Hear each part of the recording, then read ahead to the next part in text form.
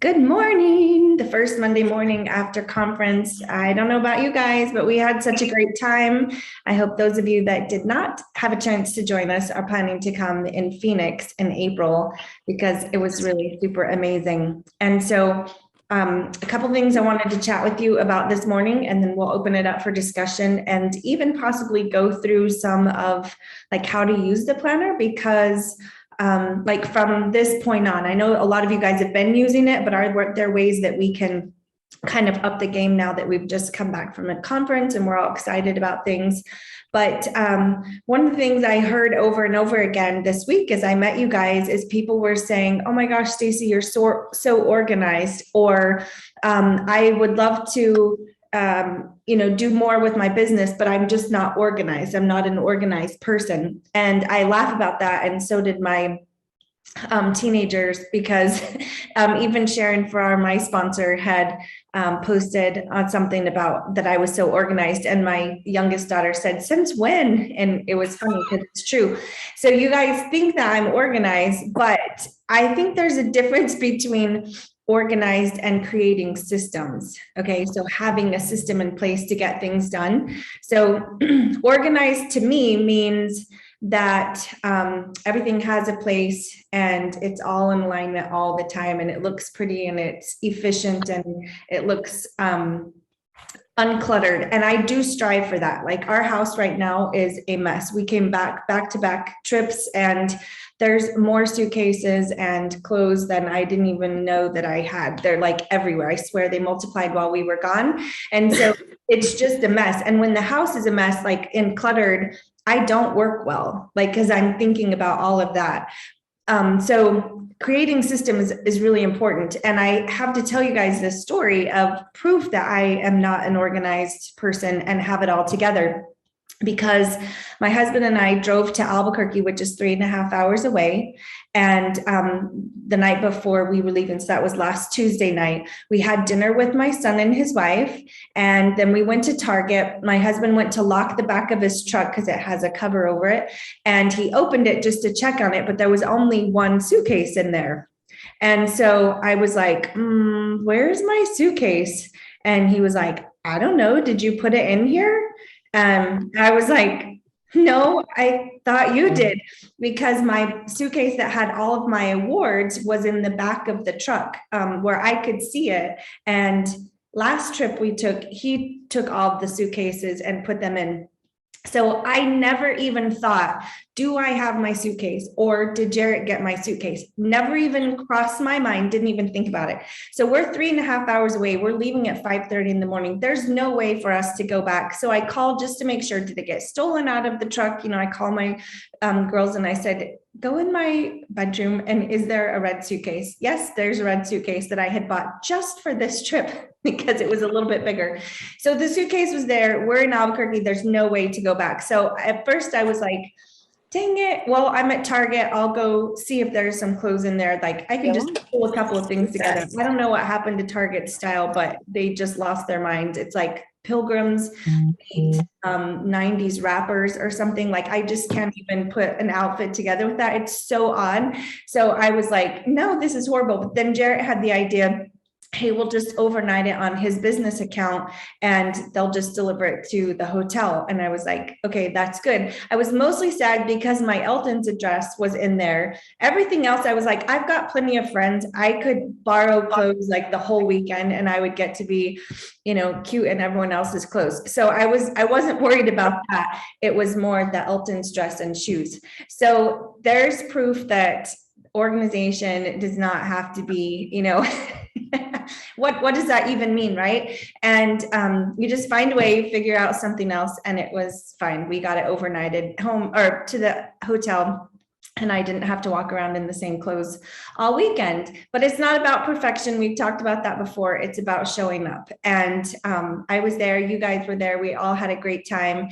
But systems are definitely required. So there was a lot of assumptions without confirmation on the trip. And so, how many times do we do that in life too, that we're making assumptions that somebody else, has it or whatever. And I took full responsibility for it. That was not my husband's, that was mine. It was my suitcase.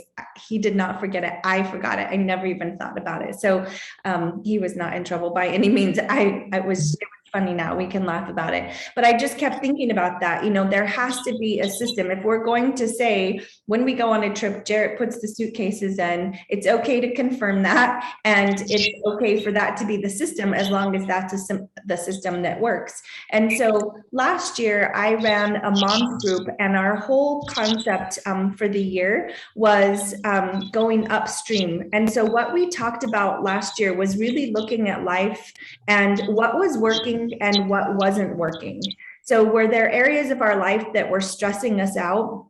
So things that weren't functioning well in life, then instead of just putting a Band-Aid on that situation, could we go upstream and figure out what was causing the problem that we were trying to deal with downstream? So ladies, this can be in a lot of areas of life, right? It's not just business, it's finances, even sleeping. We talked about this one, why, if someone's like exhausted, tired, you can drink coffee and take, or a Red Bull or something and give yourself more energy, but you can only do that so often, right? Like that's not really going to fix the problem. Go upstream, figure out what's causing the problems.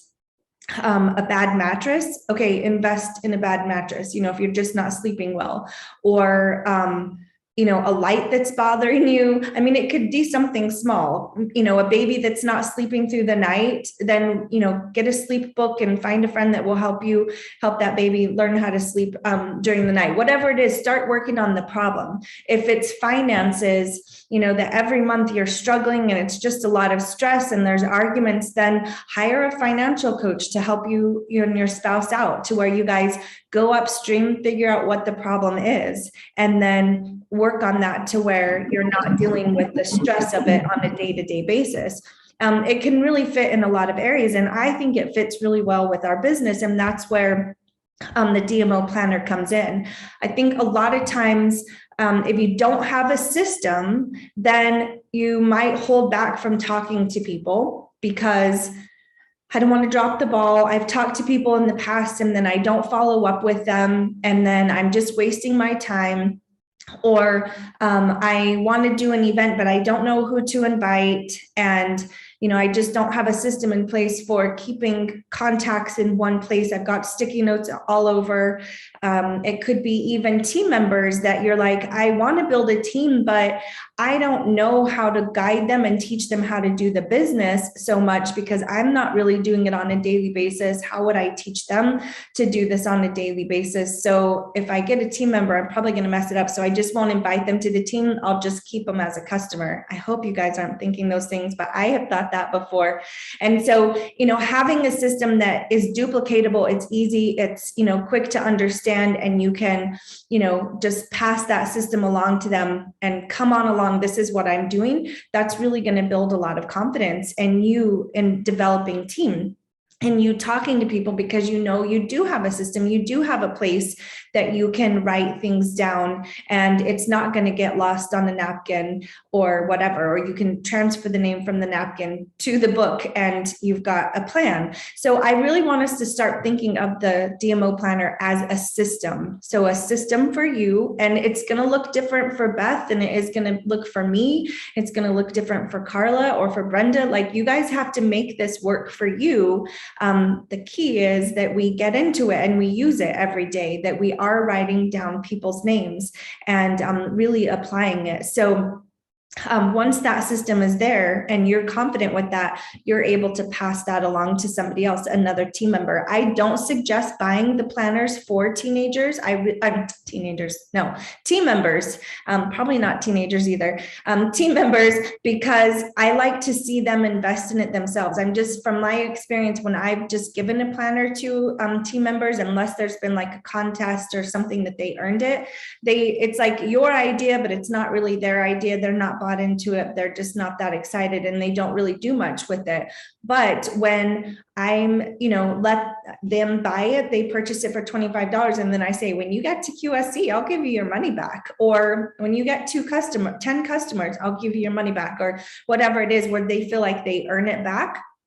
That's fun because they forget about that. And then I give them their $25 and they're like, oh yeah, I forgot you said that.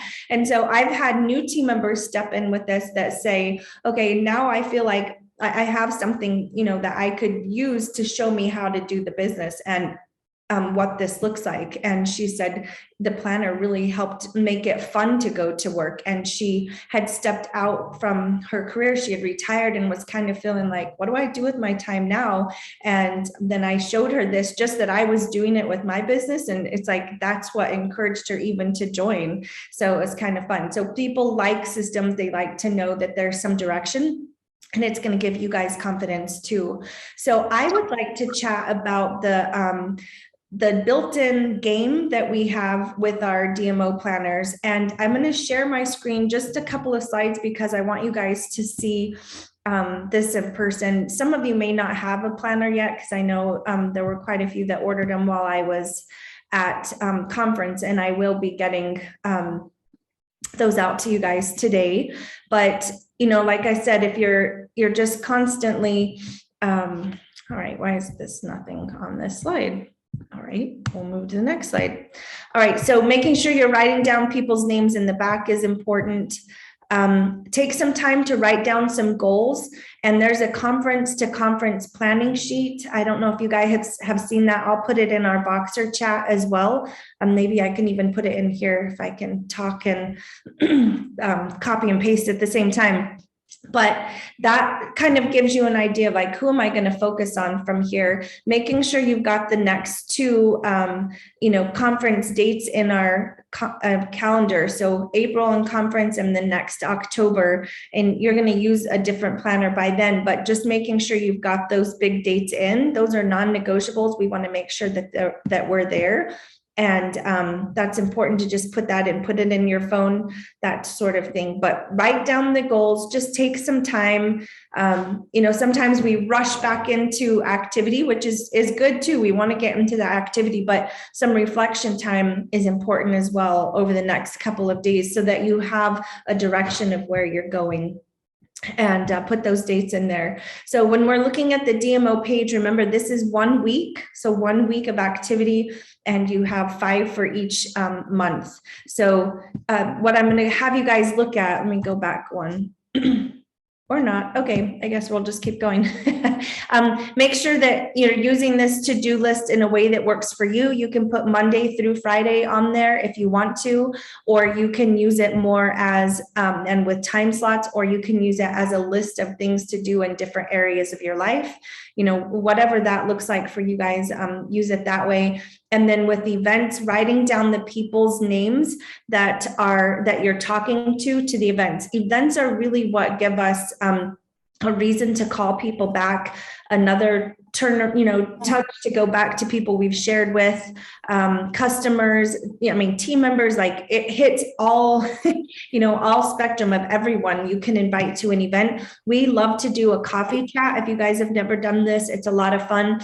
And just invite all of your customers, your prospects, people you've been talking to, team members, reserve a back room at a coffee shop, or, someplace where you can have just a little bit of privacy, or ask to come in early. Sometimes they will open early for you just for a group.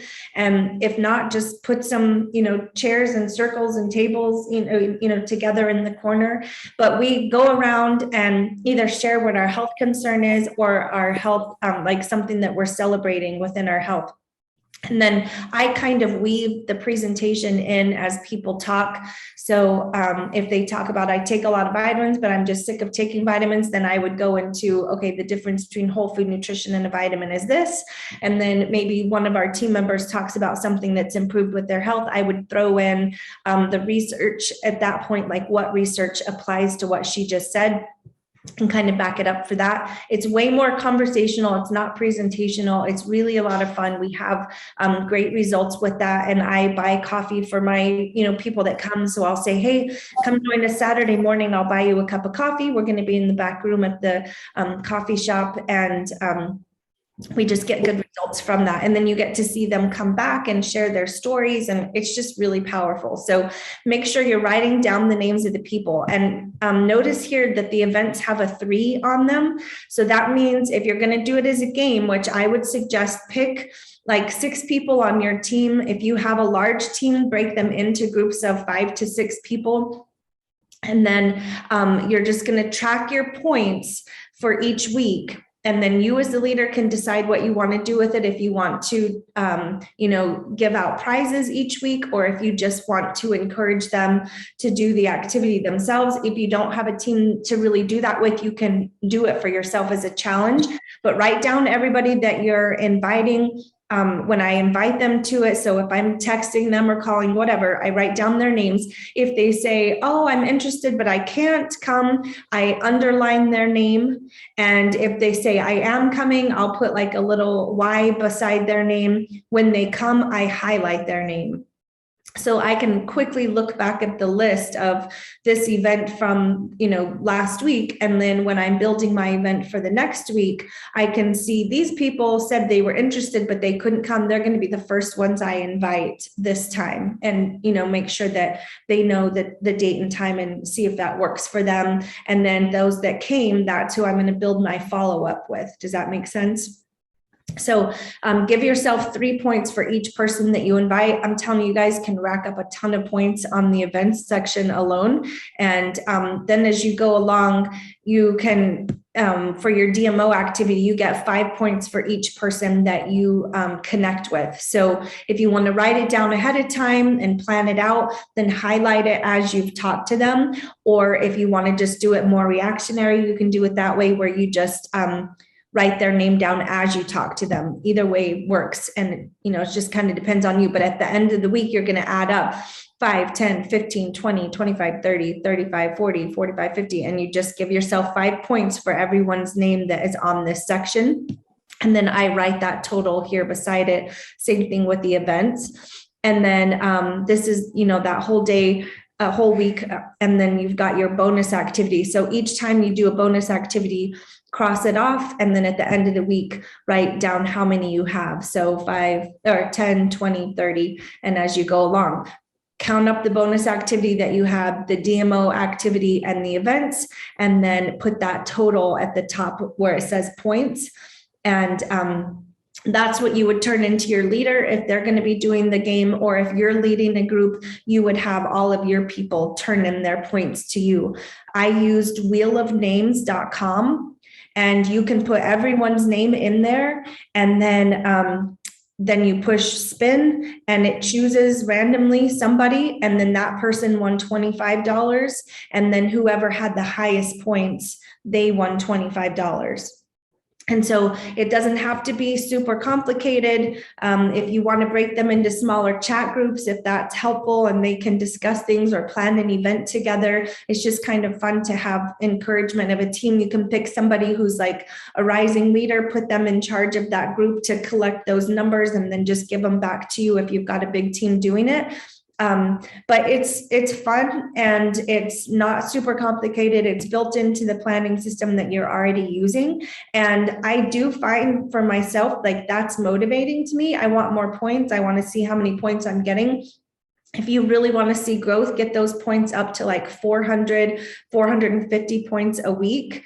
And that's where I really see activity paying off. And be patient with this process, guys. Like, especially a team that has not really been actively working and talking to people, it's going to take time for them to start conversations and kind of get the momentum building. So the first week, they may only have like 90 points, but then the next they have 220. And then the next week they have 350, and it's going to build. And at that, 350, 400 and on, that's really where they're going to see the results. If you have a team member that's just consistently bringing in 40 points, 20 points, 80 points, they're not going to see results. They're not talking to enough people. So that can be addressed with them. If they've got really high goals and they tell you, oh yeah, I'm really ready to do this, but they're turning in 40 points to you, then something's missing. And that's where you start coaching them on, what are they doing with, the time that they are putting into it? Do they have a system? Are they using the system? Who are they talking with?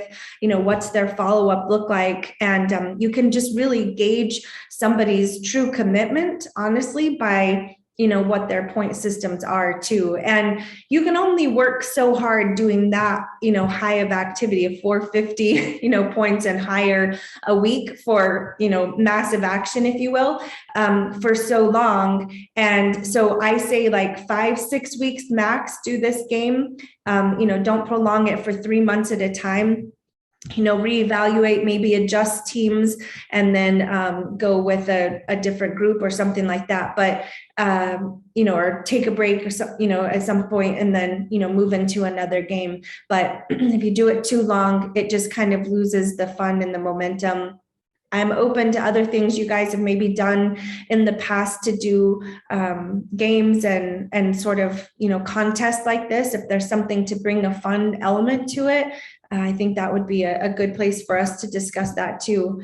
And I think that's all I had with that. So let me stop the share. If you've got questions on that game side of it, there is a recording in the boards. I just shared in the Voxer chat this morning, that page.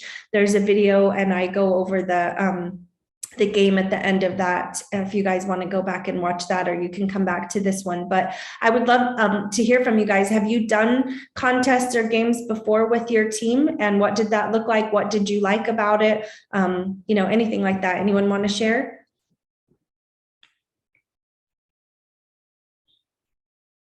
I'll share. Thanks, Beth.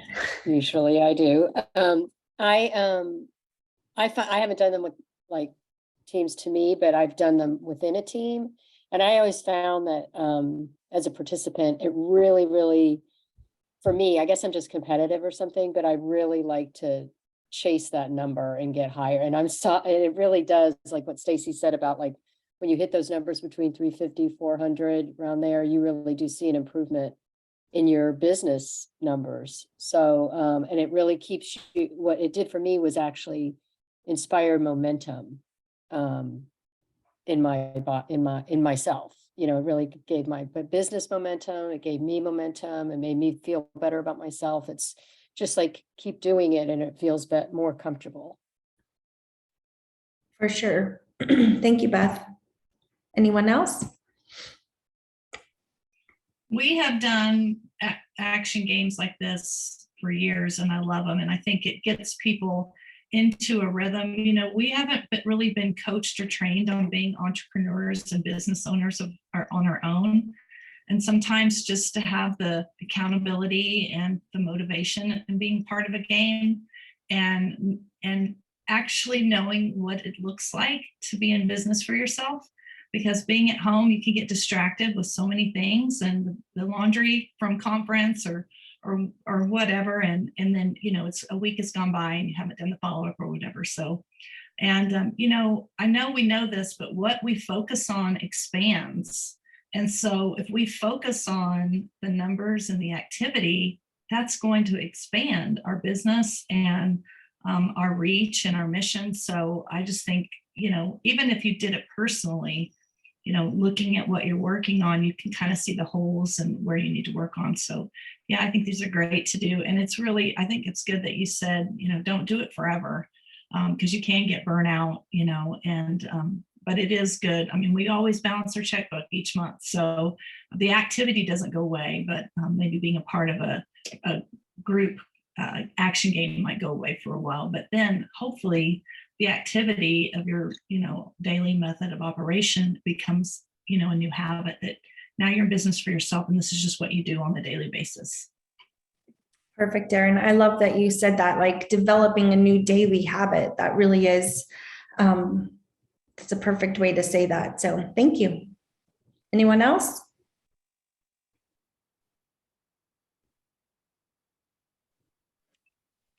Stacy, you can't see me because I'm driving, but this is Michelle.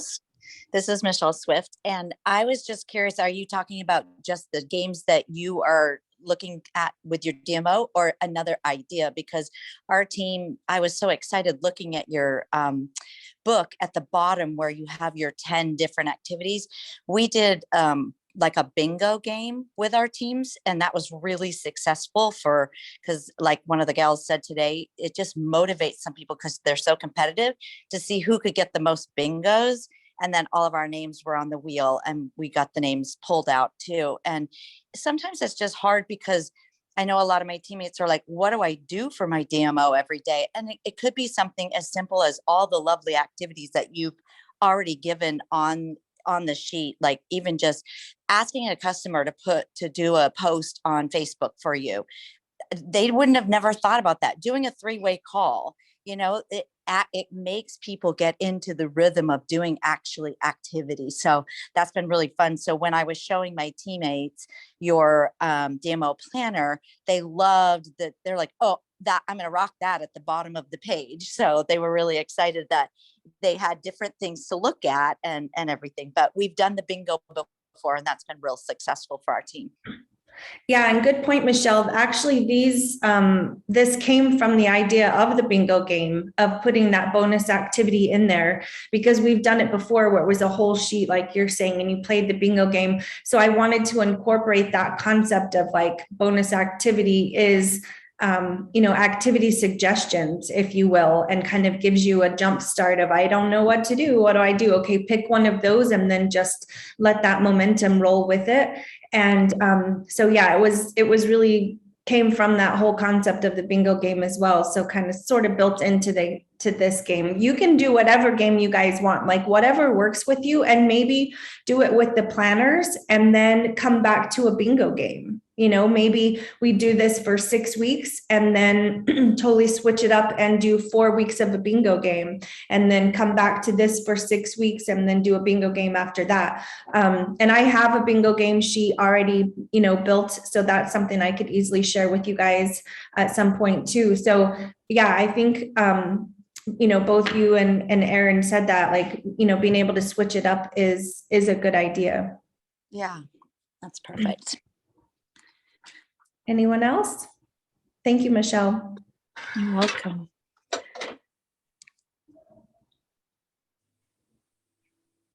All right. Well, if you guys think of something you want to share, go ahead and put it in the Voxer group, but we're at 9:30. I want to respect your time. We've got so much to do, so much fun. Go out there, have those conversations.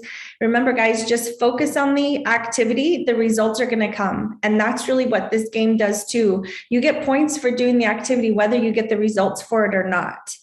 Be patient with the process, give conversations time to cook and simmer and get to the point where they're ready, and just keep moving forward with the activity, knowing, 3 weeks from now, your business can look completely different. You can have 5 new customers, you can have 2 new team members, you can have one of those that's really on fire. But if you don't have the conversations, if you don't invite to an event, if you don't follow up, that's not going to happen on its own. So thank you guys for joining in, and we'll see you next week. I'll put the recording in our Voxer chat and I'll text it out to those of you that want it as well.